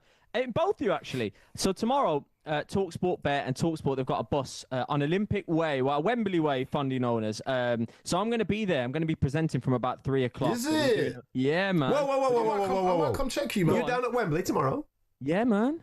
I'm going to come check it. I'm going to go check it. Yeah. Come over. Yeah. What's the crack? You talk about clobber. Go on, what's the crack with that? So, right, we're right by the train station, so we're going to get a whole lot. There's going to be thousands and thousands going past. Yeah. There's, games to play, prizes to be won. So come on down, by the way. But what do you wear? Because I'm not, you can have a look at me and no, I'm not made for the boxing universe. What do you wear when you're presenting something boxing-esque? Do you know what I mean? Mate. You're the right man to ask. Brother, just get the badge in. That's all you need to do, man. Just get there. Mate. Stoney or CP? Either. Yeah? Either works. Either works. All right, cool. Listen, I'm going to take it on board. I'm going to see if there's anything I've got Stoney-esque, or I might just have to swing by on the way there. Listen, your gums are always clean, man. No, you always look good, man. So don't worry about that. I appreciate that. But it's more cardigans. I'm going to get eaten alive. Do you know? Mate, it's 30 degrees down here. You don't want to be bringing your cardigan out. You might be you're going to be in the rain. So you get your Stony wet jacket on. You know what I mean? That's it. Well, come down. You wait with bated breath to see what I'll be wearing then. But yeah, come down. PS5s to be won. So where are you situated? Right outside the train station. Yeah, not far, a stone's throw from it, so you can't miss it. It's a giant bus with talkSPORT and talkSPORT Bet on it. So there's the little. Is it a yellow bus? Is it a yellow bus? It's black and yellow. In fact, no, you know what? I lie. It's got lava print on it for some reason. Lava? Lava. Like fire. Like fire. Yeah. For all the hot boys in there, yeah? I'll be honest, it's horrendous. But for all the people that are attending Wembley tomorrow, look out for the best beard on talkSPORT. Yeah. Keep an eye out. Look out for Amarim. Look out! You might look out for the mini Amarin. There he is. Yeah. I'm not beating those Amarin allegations. Let me tell you, I've got to embrace it at this point. I've actually never seen you and Amarin in the same room, mate. I think you're the same guy. True. Something's going on. Something's going on. Right, come on. Where is the value in this fight for me? Oh, yeah, I know, straight at it. Do you know what? There's a few questions I want to ask you. First of all, though, Catman, I love this. I love previewing a fight with you. But when I was doing my homework, doing the stats, the low-hanging fruit here, I'm not going to come to you with something crazy, but does the age difference just isn't coming into this at all? Is there not a concern there at all? I mean, Usyk's, 38, Dubois, 11 years younger? I mean, that's not coming up. I mean, and obviously it's not affecting the odds as well, because I'll rip the band-aid, as I say, off straight away. Usyk's the strong favourite at 1-3, Dubois on at 5-2, and the draws on at 16-1 in terms of just the outrights. But does that not play into anything at all? It kind of struck me. I didn't realise there was much of a difference there. If this was different weight categories, I would put a lot more emphasis on it. But heavyweights, it doesn't. You see heavyweights going into the 40s. All right, they're not at the peak in the 40s, but you see heavyweights going into the 40s. And the thing is, between these two guys, one, they've seen each other once before, only 2 years ago. Mm-hmm. And one of these fellas has proven that he's not from this planet. So age kind of doesn't, for me anyway, people have pointed that out to me a couple of times. Oh, he's 38 now. Well, when have you seen in the ring that the guy's slipping? No. I've not seen it yet. It might happen on Saturday night, but I haven't seen it yet to tell me that he's slipping. I'm not sure about the age thing, no, man. I don't think that, Carrie. I think age now comes with more wisdom, because now there's so much technology out there and techniques to stay young athletically. I think it doesn't matter no more. And that's the danger for the youngers that's coming through that they think they're more sprightly. I think the wisdom and the technology that's now available, and experience, and the technology that's now available for older athletes to keep in trim, and the information that they've been given, I think it doesn't make a difference no more. I think it's still level playing field. What do you think? Would you agree with that, Ads? I do. Listen, you're the boxing expert. I don't know. Like I said, in higher weight categories, especially heavyweight in particular, it doesn't really, for me, set alarm bells off the age gap between. Well, you're one punch away from finding out, innit? Yeah. Listen, Moses Atoma is even younger than these lads, and he could catch one of them. Yeah. You know what I mean? Even what is he, 21, whatever he is, 20 years of age. They're big fellas, man. Yeah. Well, circling back to you asking the question where the value is, obviously been listening since minute one, but I have the privilege of following up on Pat the Geezer, being the next person on the show. So was listening to him there whilst waiting in the wings, and obviously he fancies Dubois. I felt like I know that anyway. But to win by KO, Dubois to win by KO, which he was kind of alluding to there, is a booster. Actually, it's a talkSPORT bet booster. You're teasing him in. You're teasing him in. How about that? I've looped it in quite nicely. 9-1, boosted to 9-1. Wow. I think that's Daniel Dubois. Is there a limit on the bet? Not with that one, no. Daniel Dubois for a KO. Daniel Dubois to win by KO is 9-1 with you. I'm having a bit on that. I see. He's got pen to paper. He's wrote it down, and that's what I like to see. Something that I actually, just with all the times I previewed with you, Catman, and I know the kind of bets that you like, Usyk to be knocked down and to win. Yes. I know you'd like something like that. That also, through request, has been boosted to 11-1. So that's a really, really, really nice price, considering Usyk is the strong favourite in this one. So in terms of value, those are the ones I've got here. At least one knockdown in round 11 and round 12. That's a huge one. That's 33-1, but that's also a booster. So there's something. Honestly, I'd be here all day reading these. There's so many you can go at. I'm going to say those magical words, Catman. How do you think it's going to go then? Because I know that off the deck, and I know you like that kind of stuff. So what way are you going? I like that. I can absolutely see that happen, because in order for Daniel Dubois has to obviously start and finish the exchanges between these two men. So he has to go first. In doing so, he's going to get hit back. And then if he's brave enough and he has the confidence within himself to then go again, he's obviously leaving himself open to get cracked. But that is the key to success. Being able to do that over a long period of time is also a key thing of this. So I think that there will be, in the first 6 rounds, some really interesting exchanges. Dubois is fresh, he's big, he hits hard, he's full of confidence. Before Usyk starts to drain that confidence from him, there might be a moment of jeopardy, mate. There might be a moment where we're all going, the big man's on the deck, what's going on here? So I like that from Usyk, because Usyk, he is made of something completely different that I've seen before. We're talking about a man that is coming from currently a war-torn country. He's representing his people. He's incredibly proud of that. It's going to take something incredible to put him on the deck and keep him on the deck. He will get up. He will get up. I know. So I like that. 11-1, Usyk off the deck to win. I like that a lot. Yeah, good. I like it. I thought you might. But we were talking about it last week, weren't we? That they're polar opposites in terms of the way they approach the fight, because there's always this kind of undertone of joy to everything that Usyk does. You can tell he's serious, but then you can tell he's also tongue-in-cheek, and that's the way he gets into his opponent's head by, not letting them get there. Whereas I say there's something quite menacing at the moment about Dubois just saying, I'm just going to knock you out, and it's just like the one-word answer. So, Yeah. Do you know what I mean? It's like, I'm taking Stop all the long talk. Let's stop all the long talk. Yeah. I'm knocking you out, mate. Yeah, I know. I love that. By contrast, by the way, Dubois to be knocked down and to win, just in case there's people listening thinking I'd like it the other way around, that's 18-1. Again, that's not a booster, actually. That's the price as is. So there is value to be had. It's obviously just where, where do you go and what corner are you? Just a note on that. He's done that before. Yeah. Kevin Lorena dropped him. And he got up and nailed him, knocked him out. Randomly, Kevin Lorena's on this card. He's fighting Lawrence Okoli. So he's done that before as do you think, like, there's a question for you, Ads. Do you think, like, remember, you got that, because we're talking about what's the belt they wear when they're boxing on the shorts? The protector, the protector. Oh, yeah.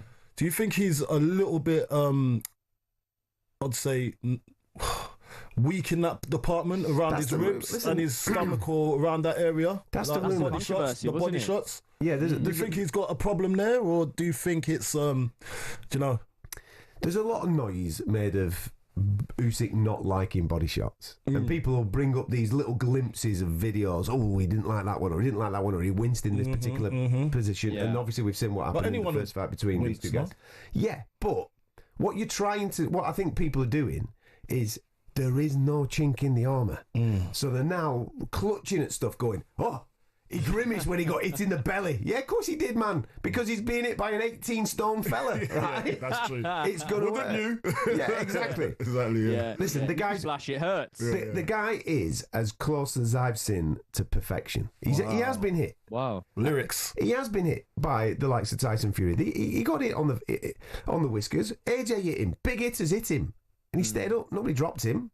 Yeah, we've obviously got the controversial low blow, and maybe that's why he's gone down. He knows the truth. Dubois knows the truth, and we're going to find out the truth on Saturday night, aren't we?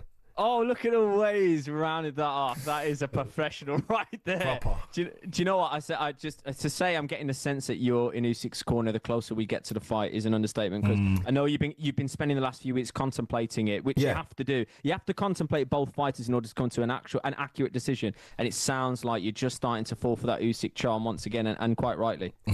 Data, mate. I try and remove emotion, and I'll try and pick it purely on data. As I sit here right now, looking at the data, I don't think Daniel Dubois has shut the gap enough over the last 2 years, and I haven't seen the slip in Usyk to shorten the gap between the pair of them. There's no evidence. I think that the fight will be tighter than the first one, but Alexander Usyk is supreme. Yeah. And I think he will eventually find a way to get the job done. But what I will say is, from everybody's point of view, if you go there and you see history and Daniel Dubois become the undisputed heavyweight champion of the world, you are seeing the dawning of a brand new age, and it then becomes incredibly exciting going forward. Yeah, definitely. What a fight. Honestly, I'm even more hyped now, but I can't wait for it. That 11-1 booster, but the more you speak, the more I think people are going to look at that, I think. Ryan, moving on. Women's Euro semi-finals, England v Italy odds on, is Italy... Tuesday night. Tuesday night. Tuesday, yeah. How's that going? What's your odds on that, please? Yeah, I know. Well, to say, I don't know what the objective is. How many penalties are they missing this time? Shall we go with 8? Are we going penalties, or what are we doing? Yeah, maybe we'll get some specials up for that. But to say they battled their way through that was an understatement, wasn't it? I've never seen anything like it. That penalty shootout. It was miss, post, save, over the bar. All sorts. Yeah. And then Chloe Kelly, I think it was Chloe Kelly, just her run-up absolutely slaps one in. Like, it was just so weird. But still, who cares how they got there? They got there. Yeah. And in terms of this game in itself, well, we're looking at track record here. And to be honest, in this competition as well, Italy haven't been fantastic. But I've got to say, I can't just be biased to the England women, that they haven't been particularly good either. No. They've wavered a little bit. So, but track record favours them here. here. 4-9 favourites, in fact, the Lionesses are. Italy are as big as 5-1 for this one, Coley, and the draw's on at 16-5. Okay. Garelli is a huge threat for Italy, continues to be actually in this tournament as well. 3 goals already. 5-2, and 5-2 as well. 5-2 any time. That's a really good price to contemplate your bet builders. I'm going to look at bold teams to score because here's a stat for you. Of the 32 times these two have played, it's never been goalless. It's never been goalless. Kiss of death. There you are. Kiss of death. It in there. Love that. Should we look at the 0-0? But I tell you something. Because of that, what we've just seen, people might think it's going to be really, really tight. I'm looking at England's last fixtures. It goes 1-0, really edgy, then 5-0, then 3-2, really edgy, then 6-0, 2-1, really edgy, then 7-0. So you're saying they're going to batter them? Yeah. I think they could batter them. They fix up. That's my gut feeling. I'm looking at something like 4-0. Which they did a few games back against Netherlands, I think. Yeah. 18-1. I'm looking. It might be worth looking at score lines like that. Just because the last one was shaky doesn't mean by history, really, recent history, that's going to be the case on this one. So that's my outside shout there, Coley. Good man. Good man. Listen, take it easy on that beard oil, all right? See you in a bit. You'll see it firsthand tomorrow, lads. Don't forget, come down to the bus. We will, mate. We will. Good lad. Top man. Razza, they're giving us everything that you need to know regarding the odds on the fight tomorrow night. Terms and conditions to play. You've got to be over 18. begambleaware.org.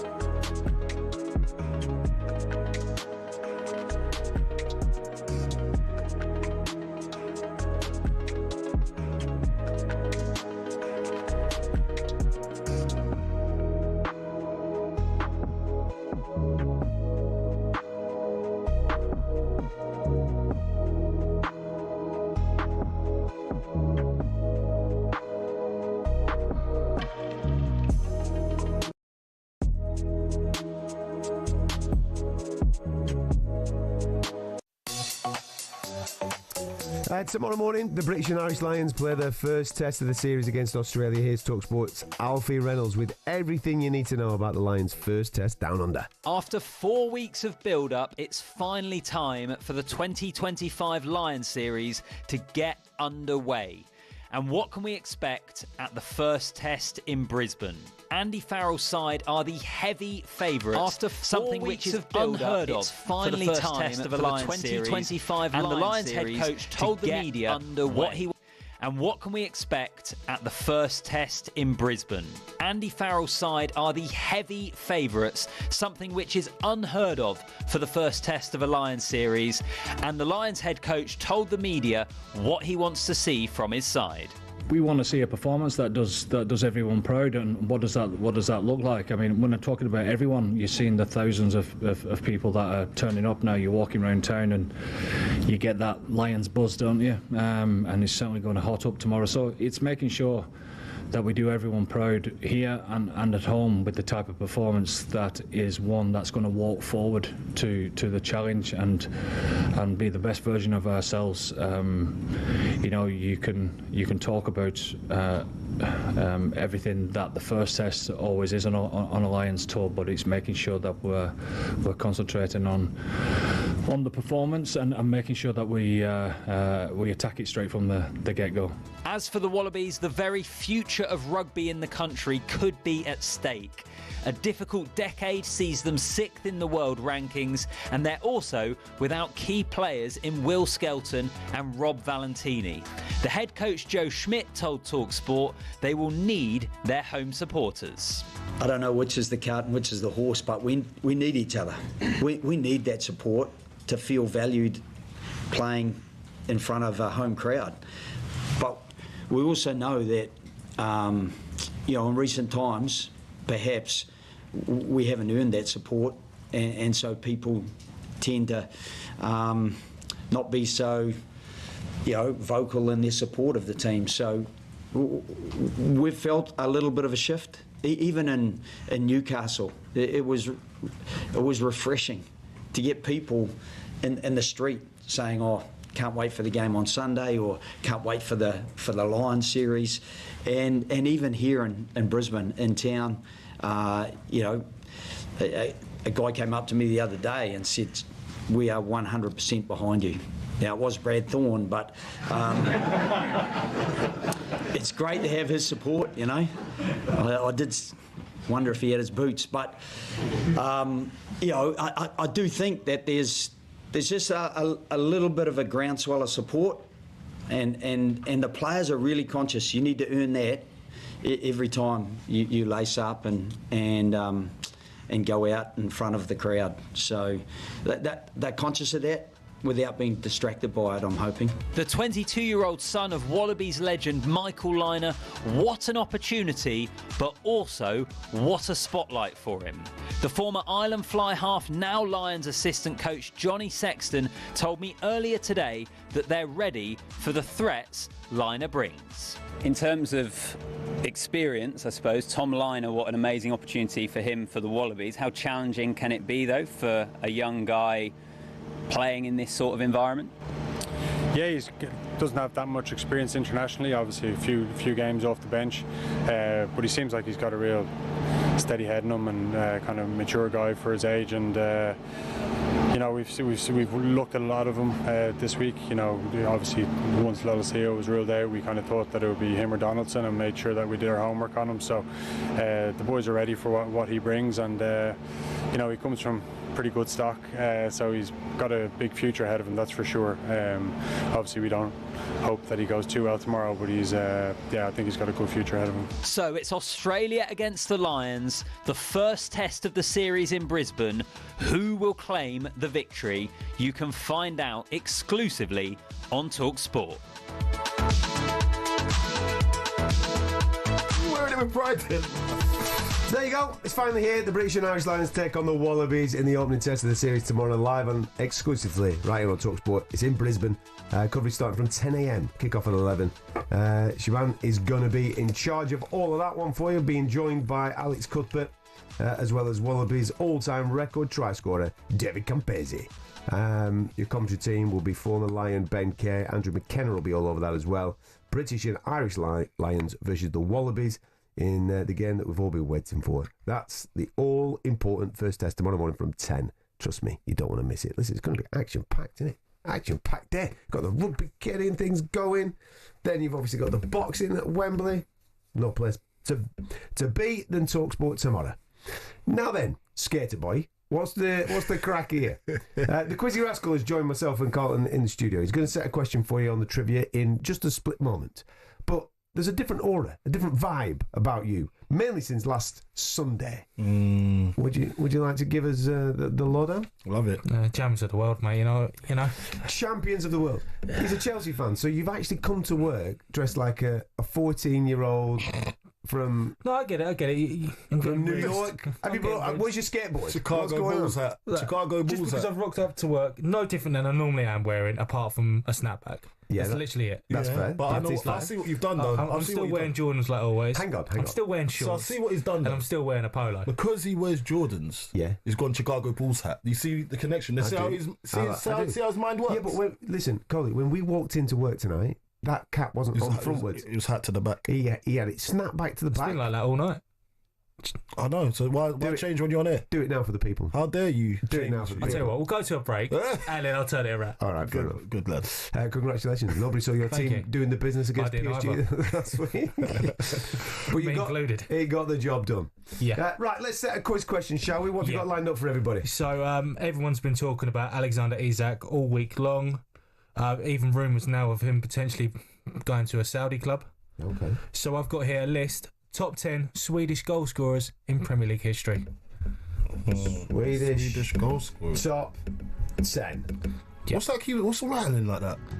Might be one of the microphones. There you go. Might be one of the microphones. Anyway, top 10 Swedish goal scorers in Premier League history. There's I don't think there's a date stipulation on this, is there, like you normally do? No. The full hit from 92. Right, brilliant. There you go. Top 10 Swedish goal scorers in Premier League. He's playing with his microphone. Whilst you're thinking about that, it's this one, isn't it? I knew you'd do that again. I didn't mean it. Have a think about that. We'll start answering the question next. Don't go anywhere.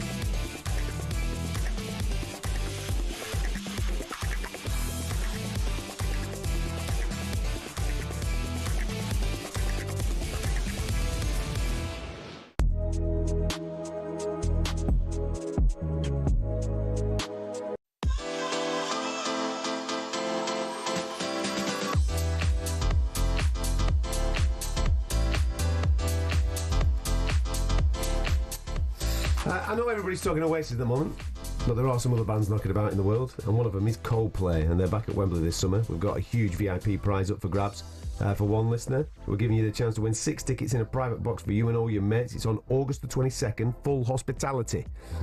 We'll also chuck in 10 grand for spends. Completely tax-free too.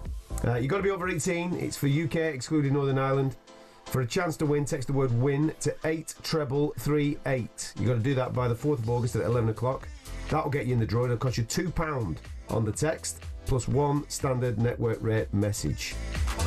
You must have the bill payer's permission, or post your name and number to Coldplay Competition, PO Box 3190, Colchester, CO2 8GP. That's got to be here by the 7th of August at 5 p.m. It's a talkSPORT limited promotion, run on talkSPORT Talk and Virgin radio stations. Full terms and conditions are at talksport.com. Now then, before the break, we asked this question. Can you name the top 10 Swedish all-time Premier League goal scorers? I think I've got 4 in my head, so I might struggle with this question today. Let's see what where you're at. 03717 223344. Chris has been out and about doing the karaoke tonight, no doubt. How are you, mate? I'm good, man. I'm ready. Do you know, it's a trilogy of sport tomorrow, Adam. A trilogy. Listen, stop winding me up. We got the Lions. Then Everton after Ewok Park, and then the boxing. Are you going to Ewood? No, mate, couldn't get tickets. Sold out. Has it? Are you taking a massive? Yeah. Do you know the guest of honour, the guy who's doing the sportsman's chat tomorrow is Mike Newell, mate. That's gone right over your head. Yeah. You don't know who Mike Newell is? Mike Newell, former Blackburn Rovers striker, used to play for Everton as well.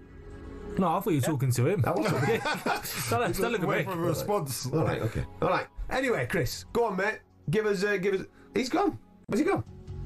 He was on my line 2 seconds ago. Now he's gone. All right, then we'll go with Yusuf. How are you? Oh, where we go? All right, come on. Oh, let's start off with the right foot. Yeah. How are you, mate? What's going on? CC, how are you? I'm good, brother. How are you? Yeah, not too bad. Good, man. He's here to congratulate Chelsea. No, it's Donald Duck Cup, mate. The world champions, man. World champions. Best team in the world, Yusuf. Best team in the world, bro. Donald Duck Cup. What do you mean they beat PSG in the final? PSG were in it. No Liverpool, no Barcelona. Yeah, but PSG are European Yusuf, champions. how did you lot get on against PSG this season? Don't worry about that. Right, give us an answer for this quiz. Johan Elmander. Elmander? Elmander. Right, he could have gone. He said he could have gone. Yeah, that's a banker. He got a little bit triggered by the PSG comments. He was like, you know what, I'm going for an obscure one. I've got the list right here. Going for the jugular. Yeah. Eh? Yeah, I'll stick it to him. Go on. Where is he on the list? Go on, mate. Rockin' Elmander. Labar. 5th on the list. Nice. 19 goals. Well done, mate. See you in a bit. Elmander, you know. Chris is back. How are you, mate? I'm good, mate. Sorry, I got cut off. I don't know what happened there. It's all right.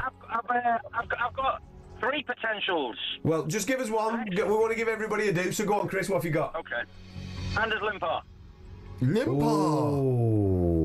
Anders Limpar. That's now bringing me back. Well, he did Arsenal and he did Everton, didn't he? In Prem. Anders Limpar. Are you dead confident with that? Did he get a lot of goals for you, Chris? He used to score quite a lot of good goals for both Everton and Arsenal. I think he was obviously... Memorable goals or good goals? Memorable goals or a lot of goals? There's 2, like, because you've got memorable goals that he scored really good goals, but then you've got the amount of goals he scored. Oh, now you're throwing it at me. See what I'm saying? Like, I always get that as well. I see what you're saying. Maybe I'm wearing my heart on my sleeve too much there. Okay. Can I change my player then? Go on. Lundberg. Yeah. Go on. We'll take Freddie Lundberg off. All day of the week. All right, Freddie Lundberg, lock him in. Bosh. 2nd on the list, 48 goals. Lundberg. Thanks, mate. Right, let's just put Limpar on the bench. Sid, how are you, buddy? Yeah, good, mate. How are you? Yeah, good, man. What's going on this week? I'm at West Brom tomorrow playing Blackpool, and then at the darts tomorrow night. Where's the darts at? The Winter Gardens, Blackpool. Ah, mate, mega. I've never. That's. They got hospitality over there. Conley only goes out if it's hospitality, mate. If you can sort it out for him, that'd be great. Rich people problems. So I've got two lads, but one I'm unsure of. Well, give us the one that you're sure of, man. Anthony Elanga. Great. What Great a shout. Do what you need to do. You can have that. Lock it in, Anthony Elanga. Labars. 7th on the list, 14 goals. That is beautiful. How many? 14? 14. Cool. Keep them coming. 03717 22 33 44. We'll finish this quiz next.